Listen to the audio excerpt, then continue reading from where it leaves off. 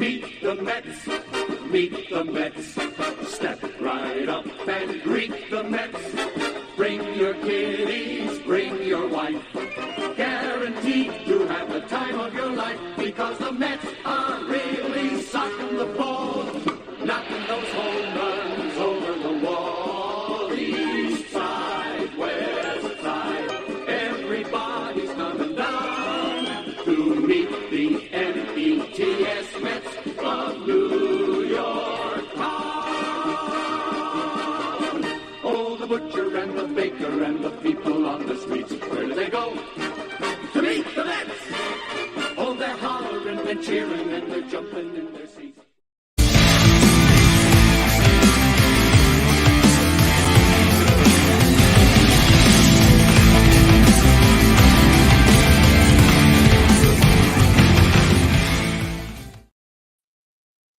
What's up, Mets fans? Welcome back to another Mets Hot Stove Live with my boy Chris. Another Mets Hot Stove. Two of us are gonna take you through the hour show and get us all through the latest Mets news and everything else we need to talk about. We got the topics on the bottom.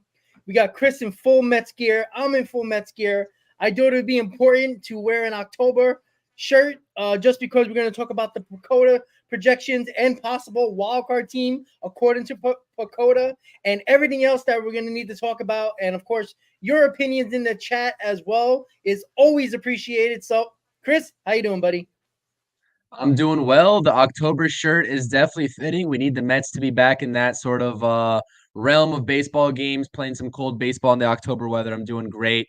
Like I said, I appreciate you having me on here. We do some great stuff. This is going to be a great conversation. We have some new rumors, I should say, to talk about, obviously, here with the first topic. But yeah, like I said, as always, guys, if you don't subscribe to the channel, 7 subscribers away from my 500 subscriber goal on the channel. I definitely appreciate it. Dropped 2 new videos on the channel today. If you hadn't checked them out yet, make sure you go check it out. Hit that thumbs up for me. Hit that subscribe button if you haven't done so already. I thoroughly appreciate the support. Let's get into it.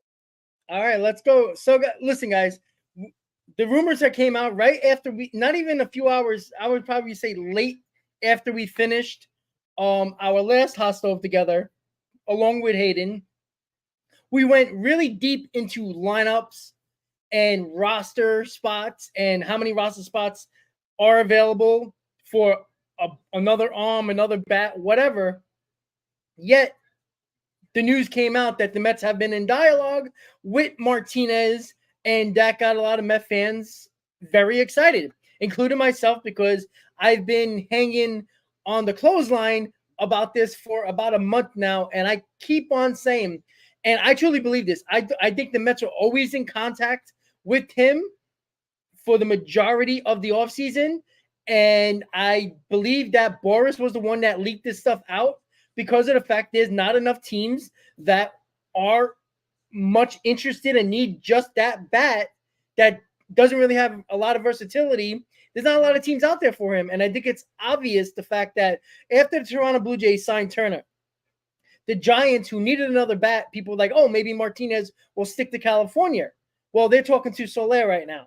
So the teams that are needing bats are going by the wayside, Chris. And the important thing to look at here is that I still think, and I've said this for how many months, about how many hot stoves that we talked about this, Martinez is going to fall into the Mets lap. I don't know the price. I don't know the year. I'm thinking 1 year, but I just feel like that's going to happen because I think it's gonna happen right before pitchers and catchers. I believe he's gonna make his decision, and I think Boris is trying to stir up a little controversy or a little bit of a little bit of fire with other teams that might be thinking about another bet but don't really want to spend more money, but just like the Mets. But I do think it's important to remember that David Stearns has played this extremely well, and who knows, was it David Stearns talking to the Mets? I'm sorry, David Stearns talking to Martinez, or was it Boris calling the Mets? That's what I want to know. And the mixed signals from the Mets, it was supposed to be only $10 to $50 million. If they sign another bat, it's going to be above that easily with the relievers they just signed as well. So, Chris, what is your thoughts about this? I know you put it right away on X about me saying this for a while, and that Met fans got excited. I want to know your thoughts about this. Like, do you think it's going to happen now that it's official that there's dialogue between the both sides, or do you think it's just smoke? To be honest with you, as much as I want to believe it, I do think it's smoke. I am going to take a little bit of a different stance than you. I think it's smoke. I think this front office really has set that precedent of what they're going to be going with in terms of the offensive lineup in the DH category. It really depends on what JD Martinez's asking price is right now, what Scott Boras is setting that initial asking price. And like you said, your guess is as good as mine. We don't know. Do I have faith that these latest rumors from these New York Post guys and Mike Puma and John Heyman came from the Mets' side of things? No, absolutely not. I think you're hitting the nail on the head that it definitely is coming from Scott Boras' side, because he's realizing that no matter what, no matter how good of a season JD Martinez had last season, no matter the fact that he is a 3-time All-Star in the past 3 years, there's simply not an extended market for him for teams to be outbidding each other for, coupled with the fact that you also have Jorge Soler on the market as well. And, let's face it, some of the lower tier bats like Eddie Rosario, I see on our screen here, your Adam Duvall's, your Brandon Belts, all those guys, definitely not on the caliber of JD Martinez's range, but it's all about that initial asking price. So I think once we get some more substance behind those reports, if we ever do, before he signs, then we'll figure it out a lot more. But before we get live here, you and I are both talking about how this deal might compare or might not compare to Justin Turner's. And that's exactly the sort of line of thinking that I'm at. If the Mets are truly in the ball game here for JD Martinez's services, it's going to have to be around the ballpark of what Justin Turner got. If it's anything more than that, or, it could be a couple $1 million more, a couple $1 million less. I think it's going to be in the ballpark, but it has to stay in that ballpark. If he's asking in excess of 16, 17, 18 $million for 1 year, or even asking for 2 years, it doesn't make too much sense in my mind, given all the reports that we've had coming out of the Mets camp. And M. Easy saying it right on the head here.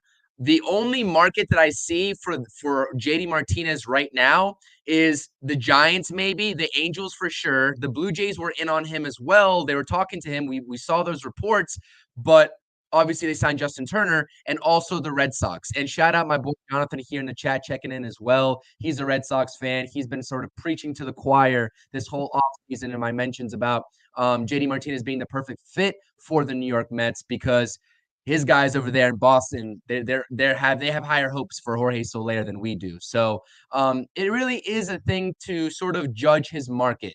And that's exactly what it comes down to. The reports that we're seeing right now, with the way this market's shaping up, no doubt in my mind this is coming from Scott Boras. This is something that he does. He uses those New York Post guys or any sort of media sort of pawns that he can get his hands on to sort of force these teams' hands, especially Steve Cohen and the Mets. So, like I said in my video today, I alluded to the same thing. Let's not take it with the utmost substance. There really is no substance to go off of with these reports anyways. You look at Mike Puma's tweet.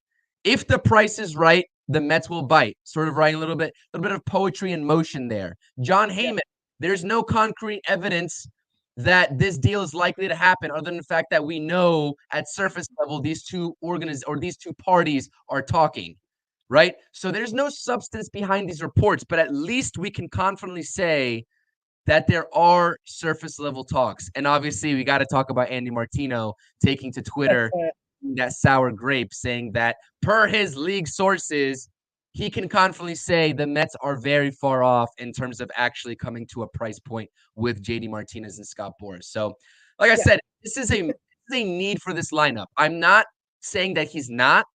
He is a definite need for this lineup. You look at this lineup with his name in it versus without it, and it's a completely different ball game. I'm not naive to that fact, and I will never deny that fact. But what have the Mets shown us? What have they preached to us via quotations from David Stearns or actual actions this whole entire offseason so far? That's where my mind's like, is this really likely, or is this just smoke that we're talking about? Well, yeah, by the way. Yeah, and you know what? It is interesting because, we know David Stearns has been talking Vientos DH and giving him at bats, Baty giving him, a spot at third base. But I'm trying to figure out, and you heard Michael Marino in that same one of his, excuse me, sorry about that, in his X tweet, that he said that, yeah, the Mets are not close, but he also said none of other teams are close either. And on top of that, what I'm trying to figure out, I was waiting for the Andy Martino article to pop up somewhere. It was going to be negative because he will backtrack. If the Mets sign JD Martinez, he will backtrack and he's like, oh, well, I told you they were talking. Like he would spin it into his favor because that's what Martinez does. He never really gets an exact source, and he's already wrong on the $10 to $50 million that were left because, he also said they weren't signing any more relievers, maybe one. They signed 3 more. So he's really off on exactly what they're doing. And again, every time the Mets make a signing, we don't hear nothing about who they're talking to, and then it just happens. Ottavino came out of nowhere, Diekman came out of nowhere, and Fujinami came out of nowhere. Like, nobody knew they were talking to these guys. We didn't get a Puma post, a Heyman post, a freaking Martino post about, or even a Joel Sherman post about they're speaking to them and they're close to a deal. Right when it was about to happen, that's when you saw Ottavino happen, and Diekman, and then Fujinami. And this is the same thing. They're keeping everything close to the vest, and that's completely understandable. And I appreciate the fact that, like, it pisses us off as we're trying to, navigate through this offseason and trying to, get little clues about this. And I said this from the beginning. I totally believe that they've been speaking to Martinez because I think that was the only guy that they were actually constantly in dialogue with through the offseason. I don't even think they were in dialogue much with Justin Turner because I don't think they were going to go to that price range for Justin Turner, because if you get Justin Turner, you're taking bats away from Baty and Vientos. In this case, with Martinez, you're only taking that bats away from mostly Vientos. But that's why, if you look at the topics, I have Vientos Baty third base fight, because of the fact internally is David Stearns and his brass talking about, hey, if we do sign Martinez, we see all the work Vientos is putting in, right? Why don't we have a competition at third base? The best man win, right? Given the job to Baty at third base and given the job to Vientos at DH, what type of competition are you really giving here, except giving guys who have proved nothing spots in this roster? And I don't think that's fair, not only to Met fans, but for the team itself. Like guys like a Brandon Nimmo, who was basically on the bench when he came up with the Mets, that had to work his way and work his ass off to make this team. Jeff McNeil was in the minor leagues forever. Finally, he got a chance, right? There were so many guys that you could say, wow, I busted my ass. I never got given a position or the job out of spring training or on this team. I had to work for it, right? Even Pete Alonso, right? It was a Dominic Smith, Pete Alonso issue where Alonso should just, not be the first baseman. Dominic Smith's a better first baseman, right? That was the argument, right? All these guys had to work hard and win their jobs. Yet you're giving Baty and Vientos the job. I don't like that. And I think internally that's what they're talking about now. And I think that's another reason why the Martinez Mets dialogue is happening. I think it was happening for a while. Just Boris had to make it known because it puts a little more pressure on the Mets. And Stearns is not going to fold under pressure. I think if he feels like the price is right and it's around the range they're willing to go, because look, Stearns can go at any moment and say, hey, listen, Martinez is asking for $12 million. I didn't want to go more than 10. What do you say? You think Steve Coleman's going to say no for $2 million? I hardly doubt that at all. I think if Stearns comes to him and thinks it's a good idea, Coleman trusts Stearns, right? He's not giving him $10 million a year to not trust him. He'll give him that. He'll open up the pocketbooks a little bit more to get a guy like Martinez if Stearns believes it's the right thing to do. And what it involves, going to the second topic with Eddie Rosario, the last time we were on Hot Stove, this was the topic, right? The Mets were interested in Rosario. Well, why did it shift within, 5 hours of each other? Like, is Rosario asking for too much? Like, Rosario had a decent season. He's more versatile. You would think it's right up Stearns' philosophy with versatile players who can, play left field, right field, can DH, and he's a guy that's a veteran guy and a clutch hitter. So why did it change? Is it the fact that Boris, once again, was like, oh no, they're going to get Rosario. So we're like, oh, let's put that out there. So it halts whatever the Mets were trying to do with Rosario. And now the Martinez issue, or at least topic, is back in the news and putting pressure from Mets fans towards David Stearns and the organization. So what do you think it is? Do you think it's more the fact that I know you said it was probably all Boris, but do you think internally they're starting to talk about more about the Vientos Baty competition more and why they're looking at either a Rosario or a Martinez? Because in over 2 days, like, we've heard Rosario and it's like, okay, that makes sense. That's not a bad idea. That's a philosophy right up Stearns' alley. And then Martinez's dialogue came up out of nowhere.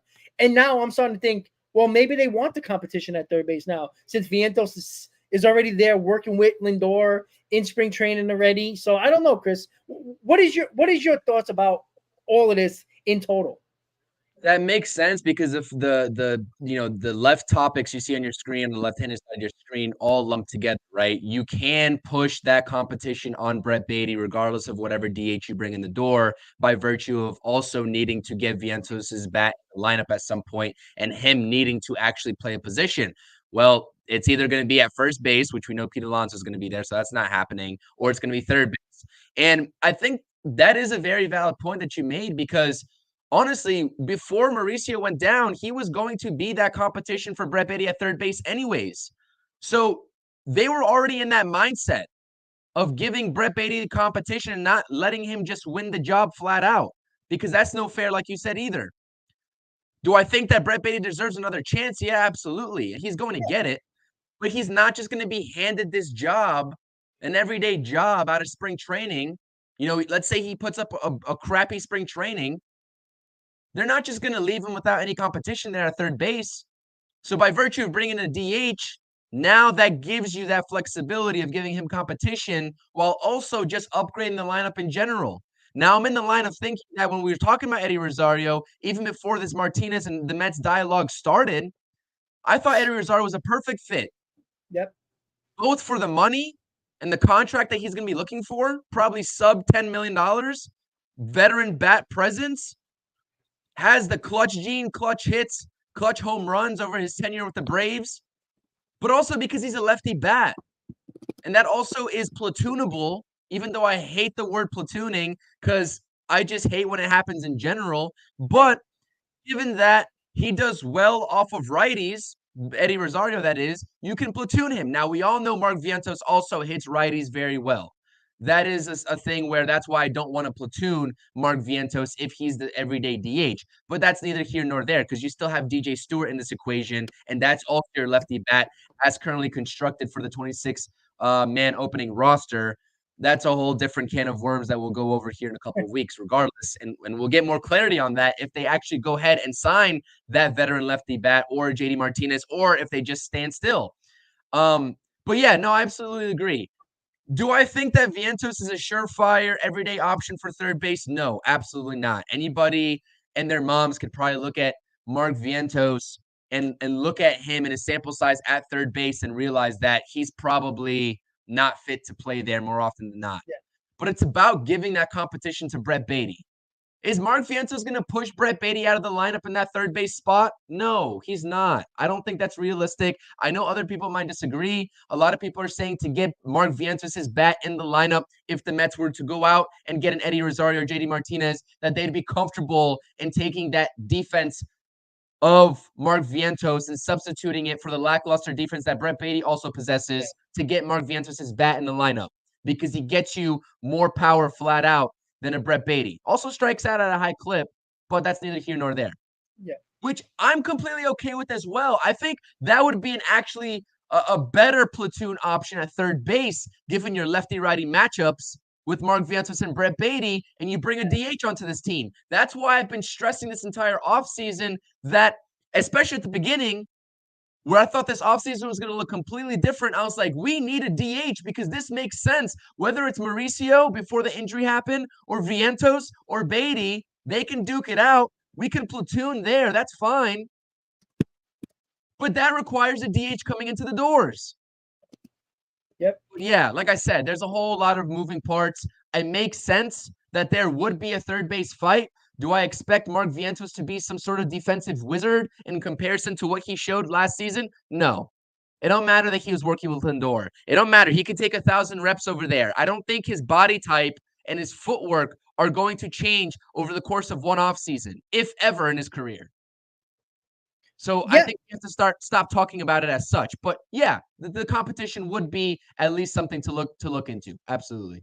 Yeah, and yeah, Vientos' footwork. Look, I've seen him. Look, I've been to spring training many years in a row already, minus the pandemic year. But like, I watch Vientos a lot. I saw him on the backfield. Like, don't get me wrong, it's not like Vientos hasn't been working on his game, and we've just seen it. And again, this is a Mets propaganda on their social media pages, throwing Vientos at us, showing all these workouts and everything like that. Like he hasn't been doing that before. We know that he has been a little. I wouldn't. You heard rumors that he wasn't working as hard, and I guess that's something that when he came back up from the minors the second time last year, you've seen that work ethic get a little bit better. Maybe that's a little bit that could help him. But again, maybe his footwork's better. Maybe he worked on it. I don't know.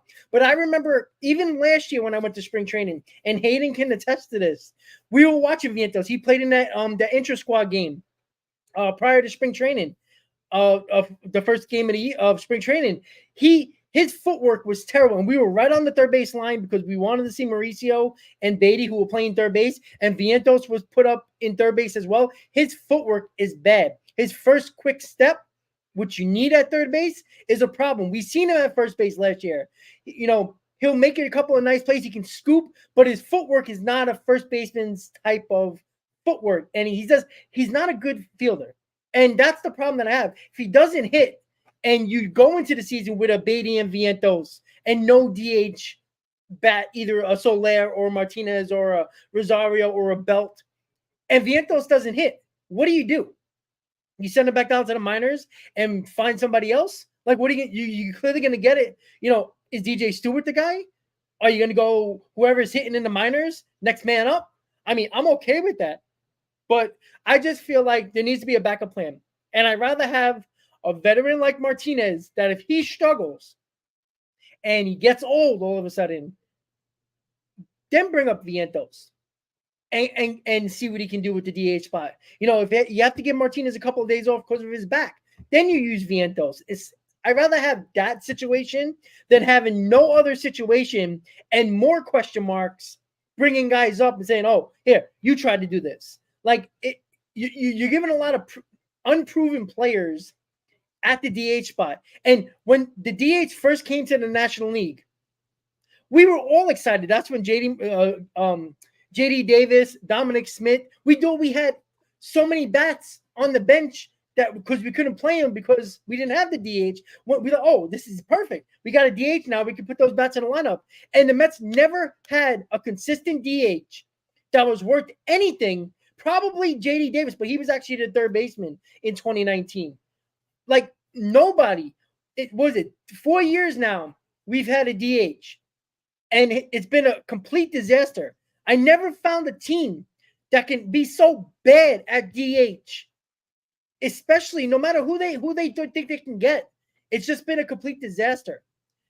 Give me somebody that I can say, all right, even if Martinez is a complete disaster this year, nobody should kill David Stearns. I mean, people will and say, oh, you should have got Soler or you should have got Turner, which I agree with, but not a lot of people are going to complain if we sign Martinez, but he has a bad season because he gets old. At least you tried.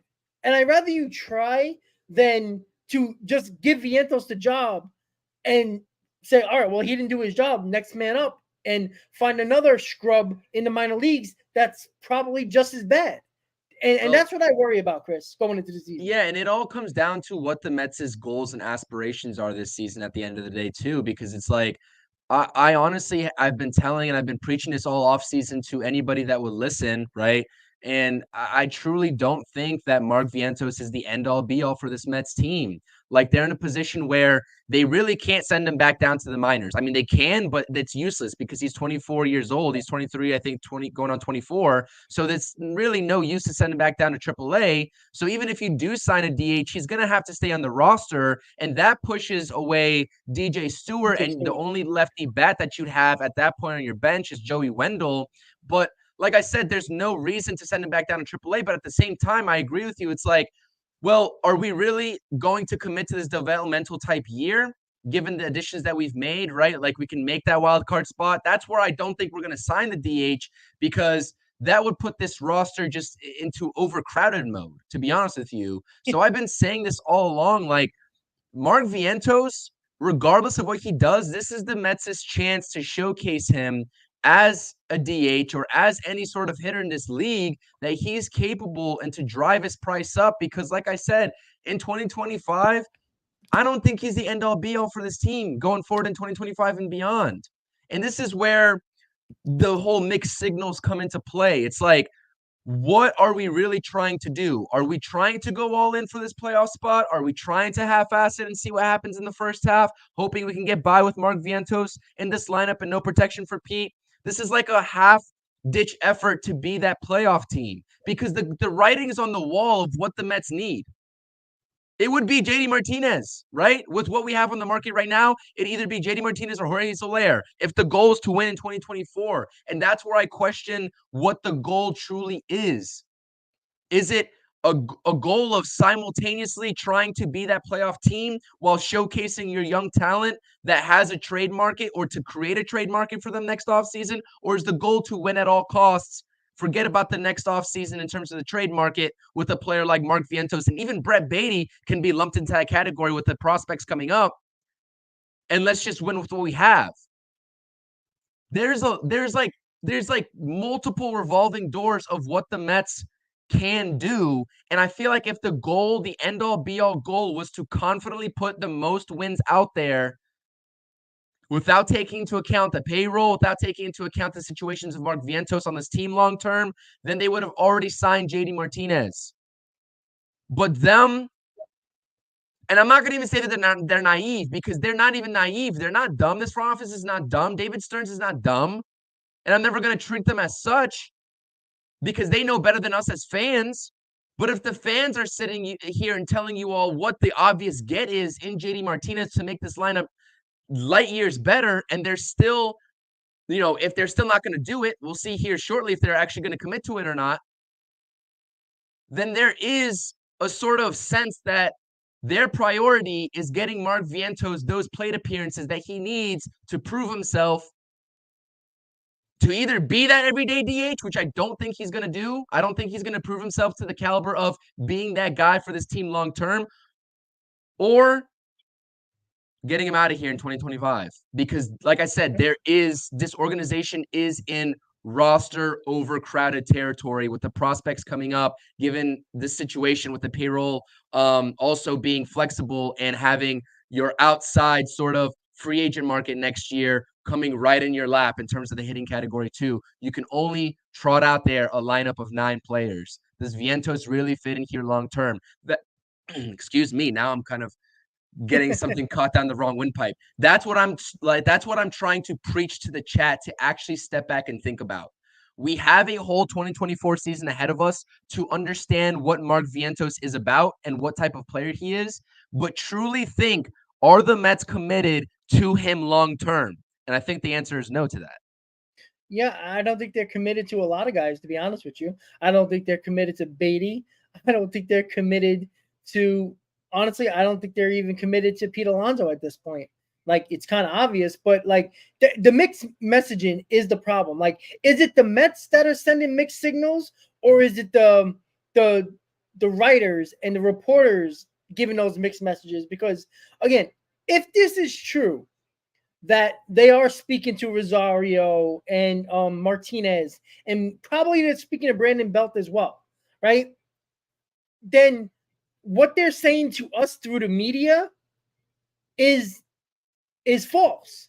Because if they're trying to push all these Vientos videos on Twitter and all their social media platforms, and David Stearns comes out and talks about Vientos getting at bats, yet they're talking to every other person that can take his job on the market, then are they spilling a bill of goods to us and basically lying to our faces through the media to do this behind closed doors and get another bat? Like, are they worried about Vientos's? This is probably a good question. Are they worried about Vientos's confidence if they say, yeah, we're looking for a bat? Because they never technically said that they're looking for a bat through the media. They said we're looking to give Vientos as many at bats. Are they worried about his confidence? Because as I said earlier, last year, they think his work ethic and when he think he deserved to be up and they didn't call him up, it kind of waved in his confidence. And sitting him on the bench so much and not playing him, did that hurt his confidence? And do they think that he is fragile when it comes to his confidence? And they don't want to hurt that just in case they don't land a bat on the market. Do you think it's more lying to the media to protect the feelings or the confidence from Vientos while behind closed doors talking to all these bats? Because it has to be one or the other. Either they're telling the truth to the media and they believe they're going to give Vientos at bats and they're just appeasing the fans, which it's kind of hard to believe because they were supposed to be done with the reliever market. They got 3 more relievers. I feel like they're going to get another bat, even if it's not Martinez. It might be a Belt, it might be a Rosario. I feel like it's more protecting the confidence of Vientos and like massaging his ego a little bit. That's what I think, Chris. You know what I think? And I just thought about this notion too, because you look at all the 1-year deals that they've given out, or the majority of them, that presented themselves to this market, right? Like, let's take a look at most of the 1-year deals that have been given out, minus with the exception of like Jake Diekman, but also that rings true as well. They are prioritizing guys that they can keep for this team longer term in 2025 and beyond. Luis Severino, right? He's on a 1-year deal. If he does well, the Mets will be in the boat of re-signing him before season's end. Same thing with Sean Manaea. He could be a controllable piece moving forward, and that's why they snagged him for that 2-year deal with the player opt-out. Same thing with Shintaro Fujinami. He goes out there and lights it up, more so than what he did in his rookie season last season. You can go and re-sign him for the foreseeable future. Jake Diekman, you also have a 2-year deal. Like, they are in the mindset of investing in guys on this market that are a little bit, I guess I would say in the primes of their career, more so towards that younger 30s mark, and even better, maybe in their high 20s in terms of the age. Yeah. That's where I think that might go over a lot of people's heads, because I don't think people realize that, Luis Severino and what he once was with the Yankees was an all-star, right? And he just so happened to fall in the Mets' laps in the prime of his career. And if he bounces back, a lot of people are writing him off. If he bounces back, they can re-sign him. Same thing with Sean Manaea in a sample size of the Oakland A's. He went down the hill a little bit, but if he reclaims that sort of claim to fame that he had in Oakland, that's a re-signable candidate. Especially if he tests free agency again next year and declines that option. JD Martinez is not that. He's 36, 37. That's also why I don't think they kick the tires on Justin Turner, because they know they're only getting 1 year out of them. And if it's a one-and-done situation, then they're not prioritizing that, no matter how good these guys are. They know that JD Martinez is probably one and done for them. They knew that Luis Severino, and I know we're mixing pitching and offense here, but it is really the sort of, I guess, trend that I've seen with his team is that Luis Severino, if he does well, he's not a one and done. He's coming back to the New York Mets because they're going to pay him. Same thing with Shintaro Fujinami. Same thing with Sean Manaea. You know what I mean? Do you see the trend that we're talking about here and how that compares to JD Martinez? He's a one and done, man. And that's why they might actually not be in on JD Martinez, and that's why it might be smoke. But like I said, there's really two sides of the coin here and who these reports are coming from. And your guess is as good as mine. Like I said, we're here speculating. The confidence levels, Mark Vientos. Listen, man, I mean, we saw it with Brett Baty last season. I'm not sure what you can allude to the fact that, Mark Vientos in his sparse at bats didn't get the job done. Could that be a confidence level with the guy, a confidence thing with the guy so young? Yeah, it definitely could be. But I'm not going to sit here and try to delve into the mind of Mark Vientos and speak for him whether he's confident or not. We see the work ethic that he's putting in, regardless if they bring a DH in anyways. Whatever at bats he does get with the presence of JD Martinez or an Eddie Rosario, whoever else is on this market, if they bring someone in externally, he needs to perform. And you've been preaching that as well. That's why, I do give Mark Vientos the pass last season for having that sparse sample size. But at the end of the day, listen, 24 years old, you're not this up-and-coming 20-year-old prospect, 21-year-old prospect. If you're 24, coming up into the major leagues, you're expected to produce right away. Same situation with Pete Alonso when he first came up. Was 24 years old and produced right away. Hit 50-plus bombs his rookie season. I mean, you can't make it up. You're expected to produce right away if you're 23, 24, maybe not so much 20 to 21. So these guys aren't getting passes. Yeah. And that's why confidence can't be the talking point, especially in this New York market. And I hate to do that because I understand in the grand scheme of things, these guys are still at their, I guess, low point in their career in terms of their youth, right? They have a lot more baseball to play, whether it's with the Mets or somebody else. But you know what I mean? You can't, it's just the nature of the business right now with the Mets organization. They cannot afford to give these players passes anymore because of that overcrowdedness, that oversaturation. Well, you know what I mean? Well, you know what? With Vientos, right? And I know we're really going deep into this, but it's important to realize the fact that, signing a bat can mean a lot of things. And look, I don't have no confidence in Vientos at all. I don't. Look, the only reason why he was a top 10 prospect in the Mets system was because the Mets system was absolutely garbage a couple of years ago. That's why he got as high, I think, to 4 in the Mets top 10. That's how bad the farm system was. And he's a guy that is positionless and a guy who probably can hit in the minors. And I don't care what anybody says. We all remember, we go back, and I brought this up earlier, the Nimos of the world, the McNeils of the world, even Alonso. None of these guys were given jobs when they came up. When they got the opportunities, they did their job. They performed. They were productive, right? Again, I go back. Pete Alonso, how bad he was defensively, right? There was the Dom squad on Twitter. That's how many people were on Dominic Smith's side over Pete Alonso's side when Pete Alonso first came up. Dominic Smith was supposed to be the first baseman of the future for the Mets, not Pete Alonso. That was the logjam. What happened? Pete Alonso got those at-bats, looked amazing in spring training, outperformed Dominic Smith, and he took over the job. And Pete Alonso's story is what it is today. And we're talking about a big-time contract for him. McNeil, right? We talked about, he's the 300 guy. He bats over 300, but he has no power, right? He was never given the second baseman job. They didn't even really think he had a position, right? But they found a position at second base, right? McNeil got at bats, was productive, won the job. Same thing with Brandon Nimmo. He was sitting on the bench most days early on. Go back. He was playing 40 games, 50 games. He wasn't playing a lot.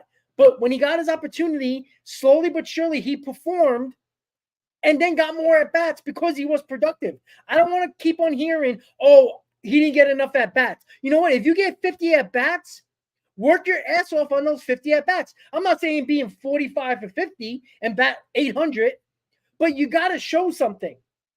All I've seen from these two guys was a ton of Baty and Vientos. I see a ton of strikeouts, lack of awareness of major league pitching, and when they get the most at-bats, they don't do enough. And you can't keep these guys on the roster when you're not productive because somebody's going to take your job. And with a Mets farm system now that is basically flooding with other guys that can take your spots now, including Baty, including Vientos, they're on a very, very short leash.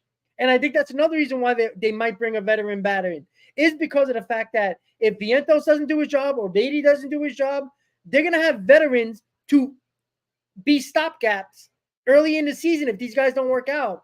And then the guys like the Drew Gilberts of the world or the Jet Williams, the Acuñas, all those guys that could be ready by May, a lot of people are expecting that.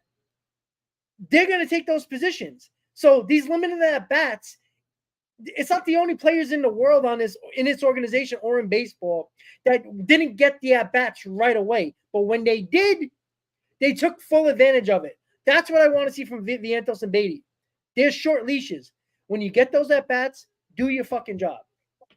They do have short leashes, absolutely. And it's sad for Vientos because, like, I'm not trying to boot him out of town. Like, I genuinely think he can be a great bat in somebody's lineup. I just don't think with him being positionless, like, he'd be a lot more valuable to this team long term if he can play somewhere in the infield predominantly and in a very concrete manner. But he can't.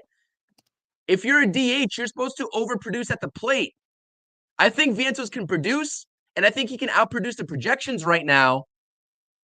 But I don't think he can produce to the level of confidently saying that he's going to be your DH on a World Series team.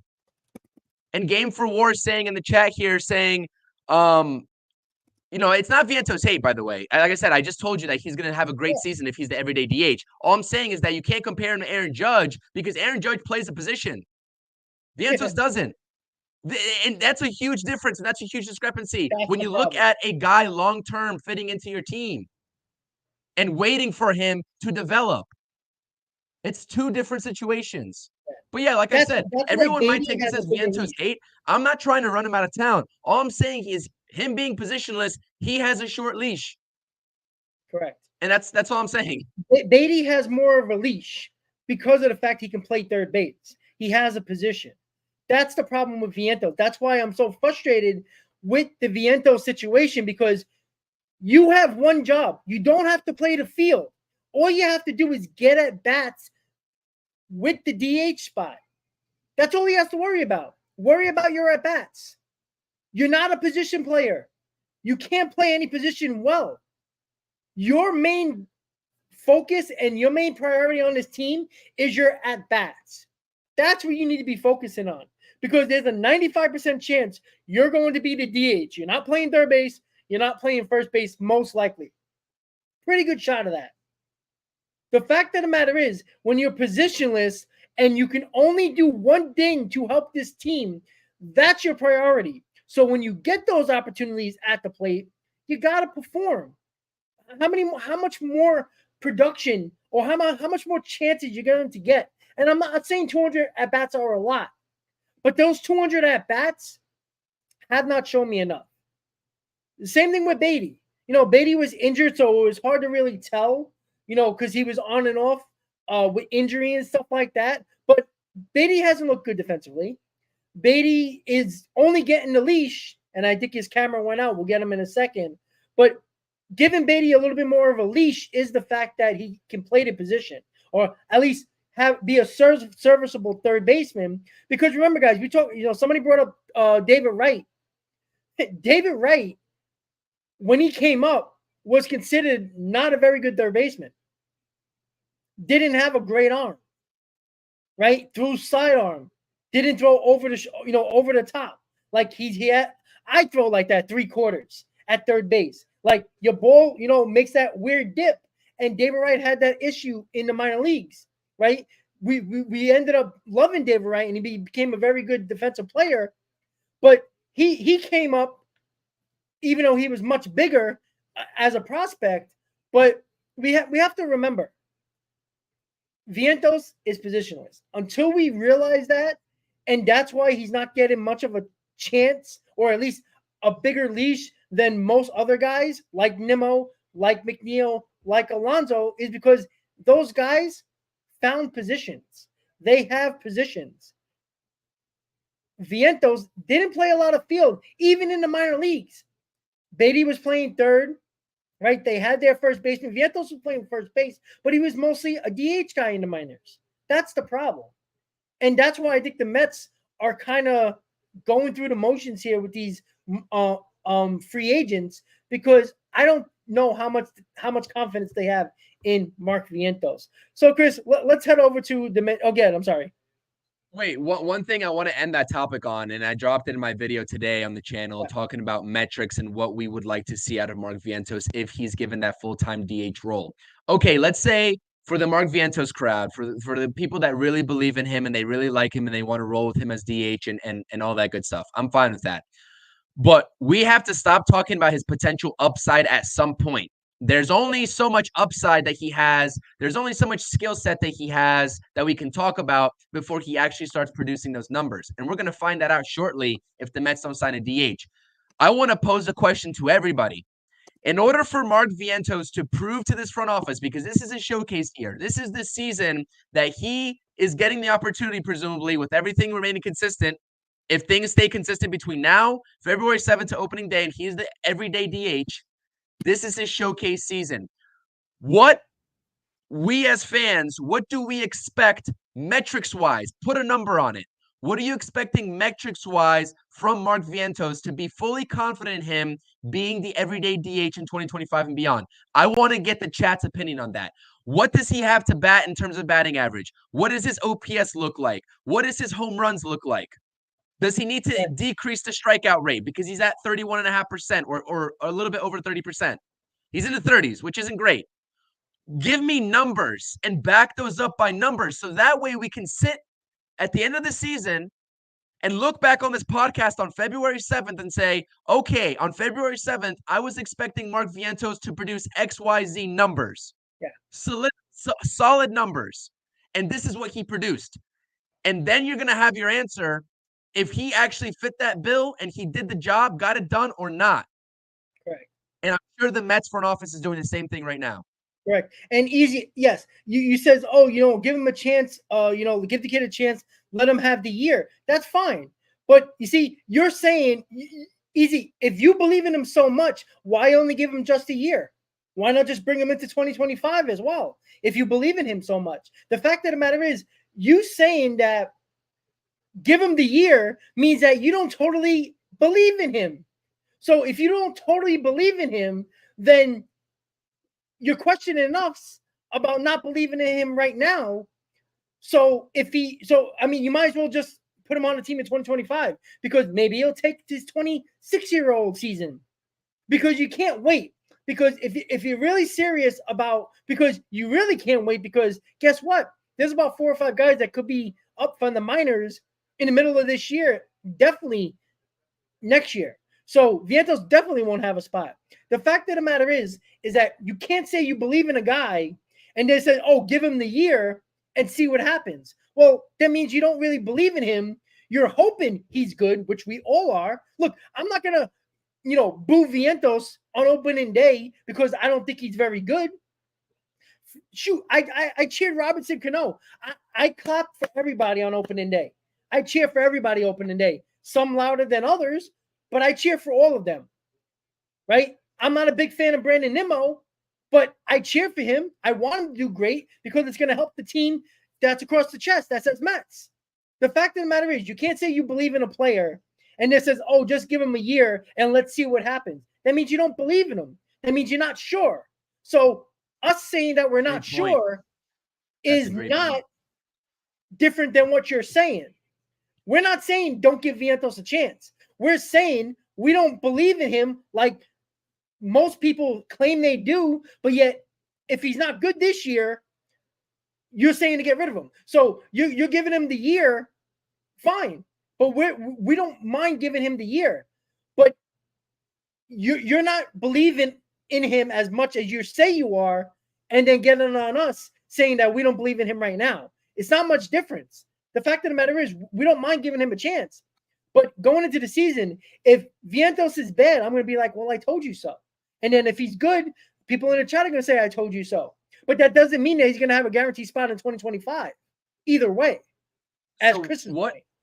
So, Rob, off the top of your head, what numbers would you think twice about Vientos producing at the end of the 2024 season? Would you think twice about not, trading him and not letting him go? For me, it's like with his strikeout rate, I'll say 250 batting average, 23 home runs, OPS probably in the 780, 790 range.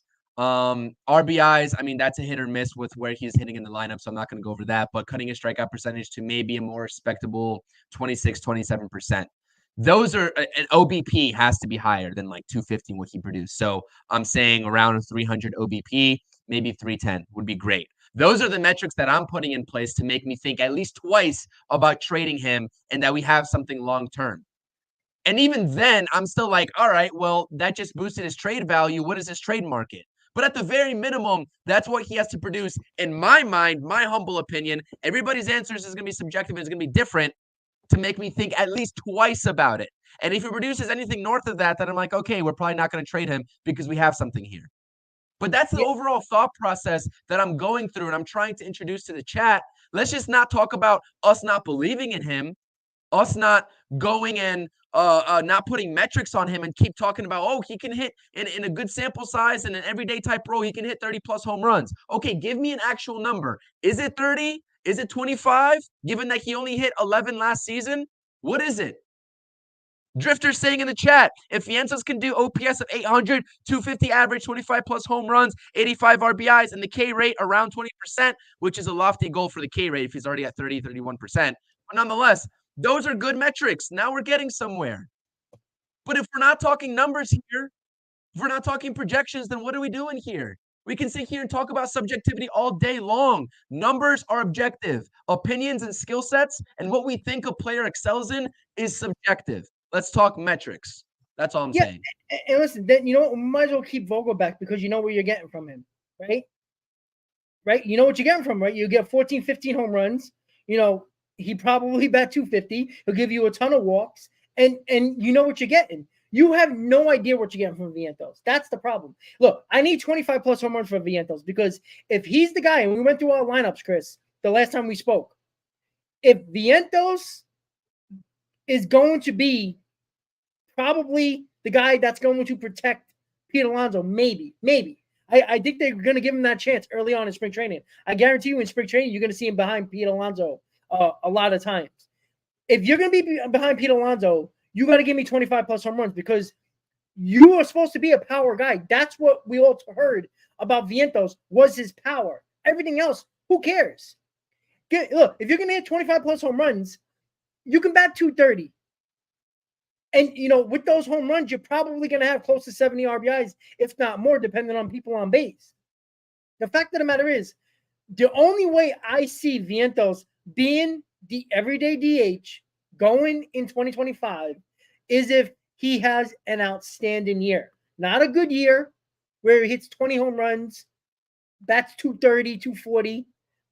You could find guys like that all over the place. I'd rather have a veteran that does that. At least I know it'll put better their bats together. But Vientos have shown no signs of lowering his strikeout rate, as somebody put in the comments.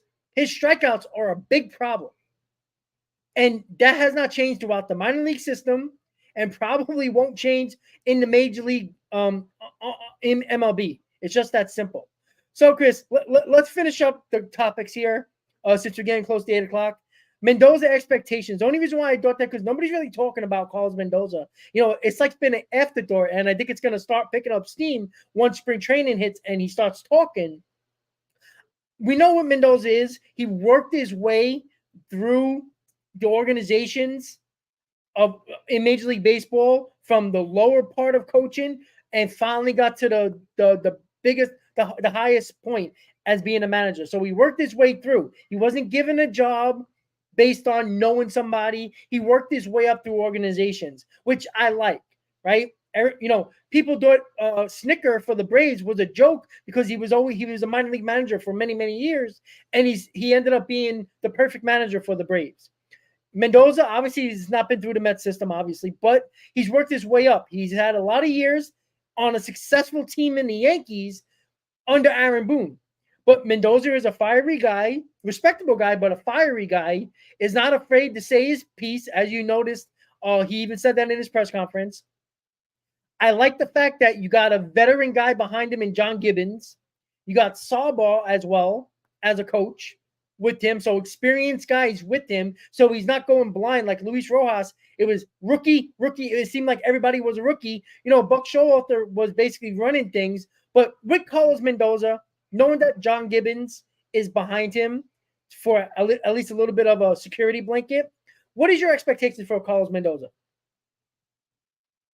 We talked about it like a couple months ago when he first got hired, talking about how he manages the bullpen. And that was like well, he's going to have a tough time with the Mets' bullpen, but now he actually has pieces to manage. I want to see how he actually does that and how, he's going to utilize that setup man role with all these guys that could honestly be that setup man for the New York Mets. They can run a setup man by committee with their personnel right now. You talk about Adam Ottavino, Brooks Raley, Jorge Lopez, if he turns it on. So that's going to be something that I'm definitely interested to see out of Carlos Mendoza, how he utilizes not only that setup man role, but how he utilizes those lefties now, that two lefty system that the Mets have decided to deploy and David Stearns has brought in to pair with Brooks Raley and Jake Diekman. That's going to be very interesting for me. Secondly, probably is, well, I don't even know anymore because now you have the whole Zach Scott versus, the fans and talking about the analytics department on Twitter and who makes the lineups every day, saying Zach Scott saying, well, when I was there, we didn't make the lineups from up top, but with this new analytics department, that might change.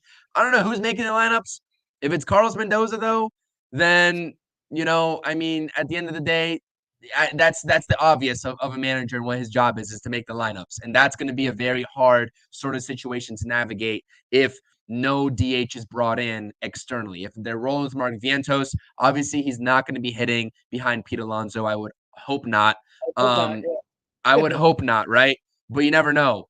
Starling Marte, I would hope not. So you're going to have to do a little bit of a makeshift lineup. I think at the beginning of the season, we will see Starling Marte as that fifth bat. But I think as the season progresses, I think that it's going to become evident that you're going to have to shift this lineup around if you're not going to go sign a JD Martinez or an Eddie Rosario or a Brandon Belt, and rolling with what you got is going to make it very complex. But also with the guys coming up, like if Drew Gilbert makes his appearance, like now you have a true leadoff bat, presumably, and you can move Brandon Nimmo around. You have that full power to do so. So it's going to be very interesting. But yeah, that was funny to me in terms of now we're talking about the manager. That was funny to me seeing Buck Showalter take to the media and saying, well, it's very hard to tell Brandon Nimmo after he just hit a triple and two doubles that he's sitting the next day. So it tells you a lot. And I don't think Buck's lying, to be honest with you. I don't. It tells you a lot about the way the Mets are starting to deploy this analytics department and those decision-making processes coming from the top down and how much leeway the manager actually has to make that decision. And that's something that I'm going to be making or at least paying attention, a close eye to this season when it comes to Carlos Mendoza, because he's a rookie manager. He's going to need some guidance, like you said. But how much guidance? You know what I mean? Yeah, and Stearns talked about a collaborative effort. And, everybody working together, the analytics team, the front office, the management, coaching, all that stuff. And we know that. We obviously know that, right? It's going to happen. Like, I don't think Mendoza is going to lock the door and make his own lineup. I don't think that's I don't think that's the way baseball works anymore. It's very rare. Maybe one or two managers are able to do that, like a Bochy, guy like that. Dusty Baker when he was managing. But I see it like this. I think Carlos Mendoza is going to have success. Look, you need good players around you to be a good manager. Like, it's rare, especially in baseball. Even if you are a good manager, you're not going to take a bad team with bad players and make them better. Like, you might get them a game or two better, but you're not going to make them tremendously better. You need performance. You need good players on your team. But with Carlos Mendoza, I think he's going in this with an open mind. I think he's the type of guy that is not going to be afraid to make a move when he needs to. I think when I feel like he's going to be that leader that was lacking in this clubhouse. I think that he's not.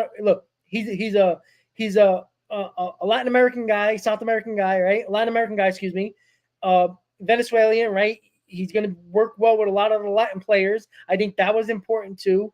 You got that connection there. I think that's important for a lot of the guys on this team. And on top of that, I think that he's not going to be afraid to ask questions. I think he's not going to be afraid to, hey, John, help me out here. I'm not really sure. I'm not sure who to bring in the seventh inning right here. What are your thoughts? They're going to open the book. They're going to look at the numbers, look at the analytics, and then Carlos Mendoza is going to make a decision by maybe John Gibbons helping him out. And that's okay. I can care less. If you have to ask questions, and, your teacher always says, no question is a dumb question. I think you can't be afraid here to ask questions if you're not completely sure. And Mendoza even said in his press conference, he's not afraid to have conversations and get help from others outside, meaning coaches, management, front office. That's what he knows that. And he's been in baseball long enough over the years where it gradually went to a collaborative effort. And I think Mendoza is in a good spot, especially with the veteran coaching he has behind him, which I think is very helpful. But the players on the field have to perform, or Mendoza is going to be a lame duck. It's just that simple. Just like Buck was a lame duck last year. The players didn't perform. The same players that were very good in 2022 make Buck look like a genius. And, it was Buckonomics, right? Buck knew all the rules. Buck knew every button he pressed worked. Last year, the players didn't perform, and everything was Buck's fault. You see, so it comes down to the players ultimately, but having Mendoza with that veteran coaching staff is very, very important, Chris. Yeah, no, absolutely. I agree with you. I think that there's going to be a little bit of help, from the bench coach and from all the coaches surrounding Mr. Mendoza. And he's not going to be afraid to ask the questions, but he knows what it's like to coach in this spotlight. He's done it before over there in Crosstown, the Yankee side. But like I said, the manager in this day and age of baseball, we just simply don't know how much of their influence is on the game nowadays. Like before, I'm sure they still have influence, or else their position would just be relegated, right? Obviously. But there is something to be said for this analytics department creeping up. So I'm not going to take a look back at Buck's tenure and knick-knack and sort of point out, oh, this was where, he was wrong versus this is where the analytics were wrong. And honestly, we might even get the full story from Buck someday. We haven't so far, and I think that he's going to only continue to talk here and there about his tenure during the Mets and everything that went wrong that led up to his firing. But I'm looking forward. I'm excited for Mr. Mendoza. I think he's going to do a great job. I liked all the things he had to say in the introductory press conferences. But like I said, press conferences are press conferences. The same situation here applies to the players. It's like we love to see the work ethic in the offseason, but we're expecting results at the end of the day. And that's just where I think where Game in the chat here is misunderstanding me, man. Like we're expecting results. I love to see the workout videos from Mark Vientos. I think he has that potential. I think he has the upside, but we need to see the results. And we're open, like we just said it here, we're open to giving him the opportunity. Same thing with Mr. Mendoza. He's going to get his opportunity. But we need results. So, Correct. But this situation, I think this year is a little bit of a different anomaly, Rob. I think this year is going to be a lot more open to making mistakes, whether you're a ball player or whether you're a coach. I think that a lot of people are not going to want to hear that either. A lot of Mets fans being in this New York market, they're not going to want to hear that. But there's going to be a lot of leeway given in terms of the errors, in terms of the strikeouts in key situations. I know we don't want to hear it, but everything, the way this offseason has gone and what we're hearing about 2024, I know we're still trying to be competitive, but I honestly think that maintaining that competitiveness while also figuring out what you have for the foreseeable future is also a main goal out of this front office. And that's where we might get a little bit frustrated when it comes down to crunch time and we see, our young player up in a key situation. Maybe they don't get pinch hit for, which I'm honestly okay with. Throw them in the crucial spots. Throw them in the key situations. If it's righty on righty and you have a lefty bat on the bench and Vientos is coming up in a key situation, throw Mark Vientos out there and do not pinch hit for him. That's in the line of thinking that I am as a Mets fan and realizing what type of season we have coming up. Because I still think we can win ball games. But objectively, we have to figure out what these guys got in those pressure moments. Yeah. Brett Baty also, the same situation. Brett Baty specifically, because he showed that he let the New York market and the limelight that comes with being a New York Met get to him. And a lot of people in their books, that was it for Brett Baty. So you talk about us not wanting to give leashes to these players. We're here sitting in here and telling you that Brett Baty probably will be your starting third baseman. And I'm okay with that. I'm not sure if you are, Rob, but I'm okay with that. Mark Vientos, you're starting DH. I'm okay with that. A lot of people aren't in that same realm of possibility. A lot of people are like, I'm already out on Brett Baty. He doesn't even have a full 162 games under his career, and they're already out on him because he told the media that the pressure got to him a little bit. Yep. He's being honest. As a ball player, what more do you want? He was being honest. Maybe that wasn't the right answer at the time, But I really think that there are a couple main goals here out of this Mets front office, and I really urge them to keep a guy like Mark Vientos or Brett Baty in those key situations. We don't need to see Joey Wendell come in and pinch hit to play the matchups. We don't need to see that, man. Yeah, I don't want to see early on in April in a big spot. And in the offseason, they were talking about giving Vientos at bats, and they take him out in a big spot to, give DJ Stewart an at bat or whoever else on the bench an at bat.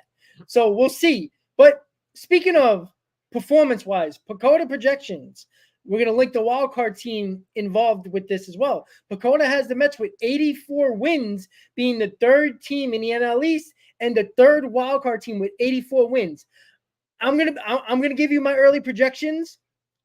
I'm right on board with that. I've been even prior to a couple of bullpen arms, and even if they don't get another bat, I was on board with that because of the fact that I talked about the possibilities of this rotation remaining 80 to 85% healthy. 3/5 of the rotation remaining healthy can mean anything. We talked about the projections in the last hot stove, about 25, 26 starts from a lot of these guys. You get those starts, that means you get every fifth day guys. It only helps your bullpen as well. I'm right on board with that because the projection, I think the over-under was like 80.5 or something like that.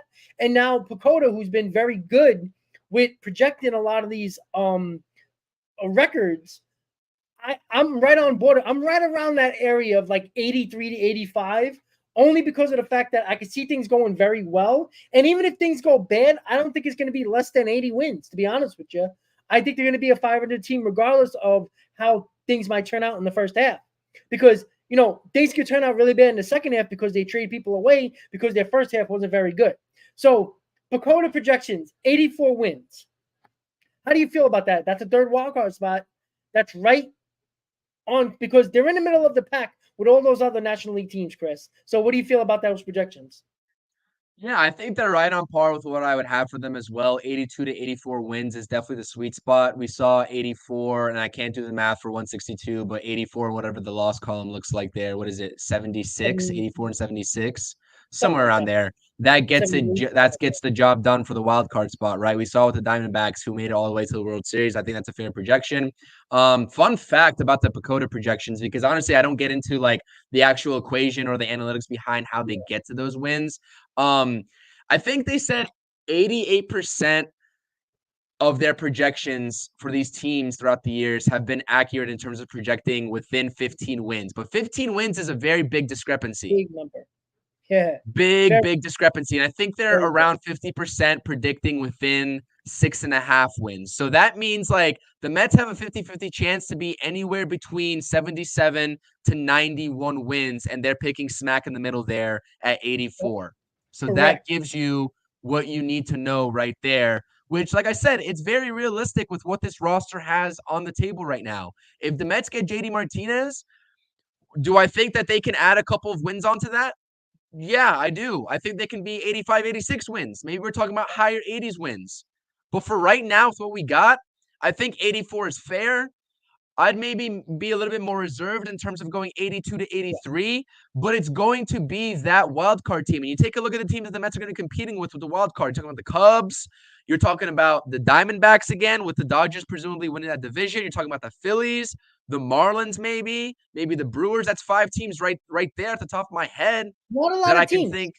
Not a lot of teams, though. Not a lot of the Reds, maybe. So that's like 6 to 7 teams right there, I think, that will be right around the alley. Now, I think the Mets are better than the Marlins, and that's what the Pacoda projections also have. I think the Mets are better than the Cubs at this rate as well.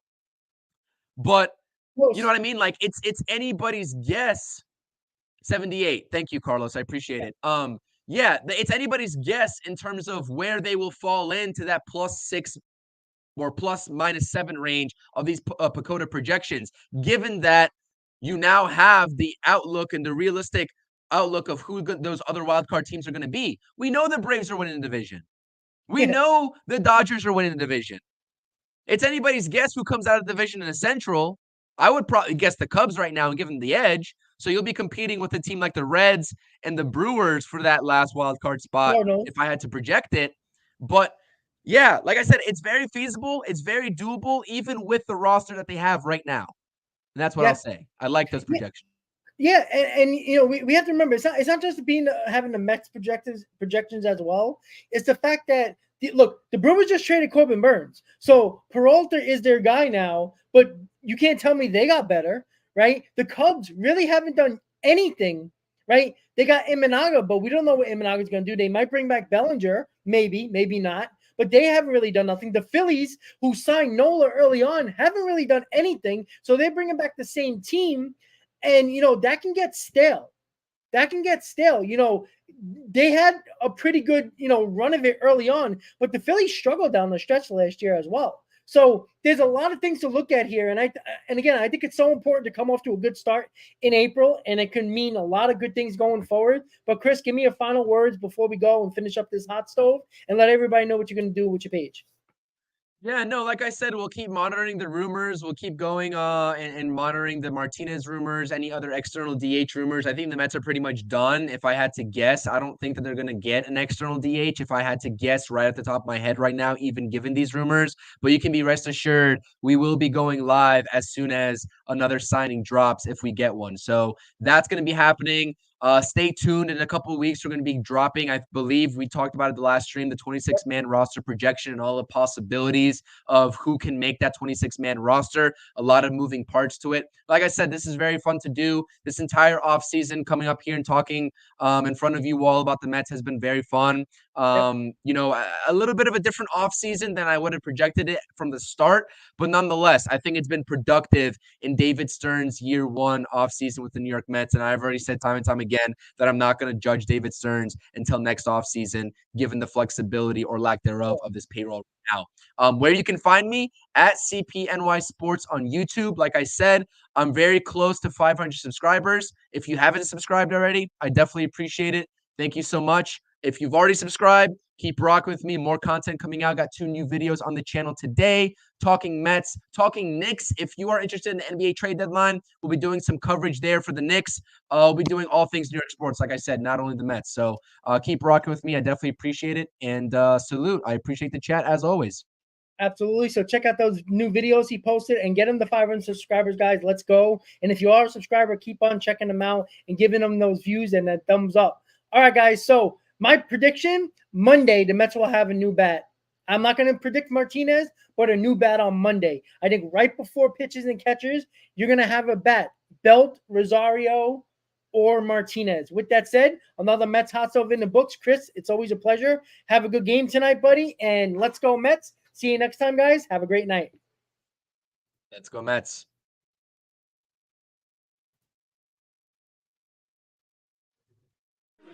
Jumping in their seats.